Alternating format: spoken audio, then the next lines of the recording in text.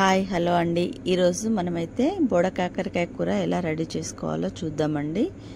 మామూలుగా బోడకాకరకాయలు మనకు సిటీలో అయితే చాలా కాస్ట్ ఉంటాయండి. పల్లెటూరులో అయితే చాలా విరివిగా దొరుకుతాయి.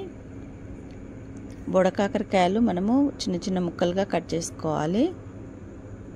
అందులోకి కావాల్సిన ఐటమ్స్ కూడా మనము రెడీగా పెట్టేసుకుందాము. ముందుగా బాణీ పెట్టేసి సరిపడంత ఆయిల్ పోసుకొని కాస్త ఆయిల్ వేడెక్కిన తర్వాత అందులో మనం ముందుగా కట్ చేసి పెట్టుకున్న ఉల్లిపాయ ముక్కలు వేసి కాసేపు ఫ్రై చేసుకోవాలి. అందులోనే మీ దగ్గర అల్లం పేస్ట్ ఉంటే పేస్ట్ వేసేసుకోండి. నేను మాత్రం అల్లం చిన్న చిన్న ముక్కలుగా కట్ చేసి వేస్తున్నాను. అందులోనే మనం కట్ చేసి పెట్టుకున్న పచ్చిమిర్చి ముక్కలు కూడా యాడ్ చేసుకోవాలి. వాటిని మంచిగా దూరగా వేపుకోవాలి. అలా వేగుతున్న తర్వాత ఉల్లిపాయ పచ్చిమిర్చి అల్లం వెల్లుల్లి పేస్ట్ వేసిన తర్వాత కాసేపు డీప్ ఫ్రై చేసుకోవాలి. మనము రెడీగా పెట్టుకున్న కట్ చేసి పెట్టుకున్న బోడకాకరకాయలను కూడా అందులో యాడ్ చేసుకోవాలండి. అవి కాసేపు వేగనివ్వాలి. వాటిని బోడకాకరకాయలు అయితే ఎప్పుడు మనకు దొరకవండి. ఇవి సీజనల్గానే దొరుకుతాయి. మొదటగా మనకు ఇవి దొరికినప్పుడే చాలా టేస్టీగా అనిపిస్తుంది.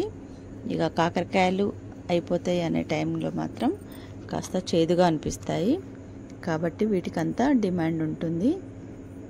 ఇవి ఎప్పుడు దొరకవు కాబట్టి మనము ఖచ్చితంగా సీజన్ అప్పుడు తింటే హెల్త్కి కూడా చాలా మంచిదండి. అలా కాకరకాయలు వేగుతూ ఉండగా అందులో మనము కొంచెం పసుపు యాడ్ చేసుకోవాలి. పసుపు వేయడం వల్ల మనకు యాంటీబయాటిక్ లాగా పనిచేస్తుంది కాబట్టి ఖచ్చితంగా మనం కూరలో పసుపు అనేది వేసుకోవాలి. ఇందులో కారపొడి కూడా వేసుకోవచ్చండి. నేనైతే పచ్చిమిర్చి వేస్తున్నాను. పచ్చిమిర్చి వేసుకొని కాసేపు వేగిన తర్వాత సరిపడంత ఉప్పు కూడా వేసుకోవాలండి.